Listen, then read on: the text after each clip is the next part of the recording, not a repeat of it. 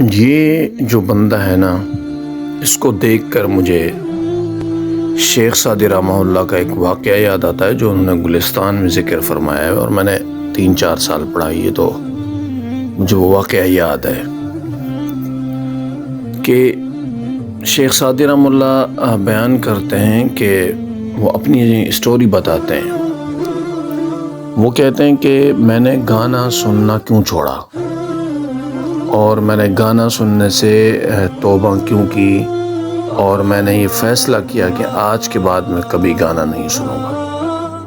تو ان کو بھی جب کبھی میں ان کا کوئی ایسا کلپ آ جاتا ہے یا ان کی بھی کوئی چیز آ جاتی ہے نا، تو مجھے شیخ سعدی رحمہ اللہ کا واقعہ یاد آ جاتا ہے۔ فرماتے ہیں میرے استاد ابو الفرج ابن جوزی رحمہ اللہ قوالی کے سننے کے سخت خلاف تھے، جسے صوفی لوگ سماع کہتے ہیں اور روحانی ترقی کے لیے جائز سمجھتے ہیں، لیکن شیخ ابن جوزی رحمہ اللہ قوالی سننے کے خلاف تھے۔ اور شیخ سعدی رحمہ اللہ اپنا ذاتی مسئلہ ذکر کرتے ہیں، کہتے ہیں کہ نوعمری کے وجہ سے جذبات زیادہ تھے، اور مجھے ایسی محفلوں میں جہاں قوالی وغیرہ ہو تو جانے کا اور سننے کا بہت شوق تھا، اور میں اپنے استاد کی نصیحت کو نظر انداز کر کے چوری سے چپکے سے ایسی محفلوں میں شریک ہوتا تھا اور ایسی محفلوں کا حصہ بنتا تھا اور قوالی سنتا تھا۔ چونکہ کم عمری تھی، علم نہیں تھا، تو میں سنا کرتا تھا۔ تو فرماتے ہیں ایک رات کا ذکر ہے، میں ایک محفل میں شریک ہوا تو وہاں ایک ایسا گویہ گا رہا تھا جس کی آواز بہت خراب تھی اور جو گانے کے فن سے بھی بالکل ناآشنا تھا۔ بالکل اسے کچھ نہیں پتا تھا کہ گانا کیسے گایا جاتا ہے، گانے کے سر کیا ہوتے ہیں، آواز کیا ہوتی ہے، اتار چڑھاؤ جو بھی ہوتا ہے وہ کیا ہوتا ہے۔ وہ کہتے ہیں اسے کسی چیز کا بھی پتہ نہیں تھا۔ اور فرماتے ہیں جب میں نے حاضرین کو دیکھا تو حاضرین جو لوگ وہاں پر موجود تھے گانا سن رہے تھے، سارے اس شخص کا گانا سن کر سب بور ہو رہے تھے اور سارے کے سارے بیزار ہو رہے تھے۔ فرماتے ہیں خود میرا بھی یہی حال تھا۔ فرماتے ہیں دل چاہتا تھا کہ محفل کے اندر سے نکل کے بھاگ جاؤں، لیکن چونکہ محفل کے آداب کا خیال کر کے میں بیٹھا تھا، تو چونکہ محفل تھی اور محفل کے آداب ہوتے ہیں، اخلاق ہوتا ہے، ایک طریقہ کار ہوتا ہے، تو مناسب نہیں سمجھا کہ میں اب بیچ میں اٹھ کے بھاگوں۔ لیکن میں بہت بیزار تھا، بہت بور ہو رہا تھا، لیکن صرف آداب کا خیال کر کے میں بیٹھا تھا۔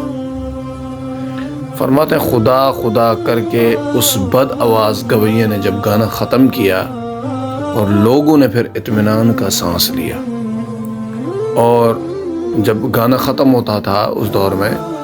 تو لوگ گانا ختم ہونے کے بعد انعام اور اکرام وغیرہ سے نوازا کرتے تھے۔ تو فرماتے ہیں جب اس کا گانا ختم ہوا تو انعام سے نوازنا، اکرام سے نوازنا، تو ایک طرف کسی بندے نے منہ سے ایک لفظ تعریف ہی نہیں کی اس بیچارے کی۔ فرماتے ہیں اسی وقت میں جلدی سے آگے بڑھا، اور آگے بڑھتے ہوئے میں یہاں بات تھوڑی سی روک رہا ہوں کہ پہلے دور کے اندر اور ابھی بھی کچھ قوموں کے اندر یہ چیز موجود ہے کہ سر پر رکھی ہوئی پگڑی، امامہ، وہ بڑی قدر اور بڑی حیثیت والا اور مرتبے والا ہوتا ہے۔ ایسے پگڑی نہیں اتاری جاتی، ایسے پگڑی نہیں گرائی جاتی، وہ ایک حیثیت والی ہوتی ہے۔ فرماتے ہیں میں سب سے آگے بڑھا اور آگے بڑھتے اپنا امامہ اتار کر اس کے سر پر رکھ دیا، اور کمر سے جو ہے دینار نکال کر اسے دیے، اور گرم جوشی کے ساتھ اس کو میں نے گلے سے لگایا۔ اچھا جب میں نے یہ کیا تو مجلس میں جو حاضر تھے میرے جاننے والے، میرے دوست، یقیناً وہی ہوں گے، کہتے ہیں کہ میری اس حرکت کو بہت حیرانگی سے وہ مجھے دیکھنے لگے ہوئے۔ ان میں سے ایک نے پوچھا کہ شیخ سعدی، اس شخص کے گانے میں کون سی خوبی دکھائی دی جو اس کی تم نے اتنی عزت بڑھائی، اتنی تم نے جو ہے نا اس کو رسپیکٹ دی، اتنا بڑا احترام دیا، اور اس کو گرم جوشی سے تم نے گلے لگایا، یہاں تک کہ اپنی پگڑی بھی تم نے اس کے سر پہ رکھ دی۔ ہم نے تو آج تک نہیں دیکھا کہ کسی محفل کے اندر سے اس کو چاندی کا ٹکڑا ملا ہو، تم نے دینار دے دیا، پگڑی سر پہ رکھ دی۔ شیخ سعدی رحمہ اللہ فرماتے ہیں میں نے کہا جو کچھ بھی ہو مجھ پر تو اس شخص کی جو ہے نا ایک کرامت ظاہر ہو گئی۔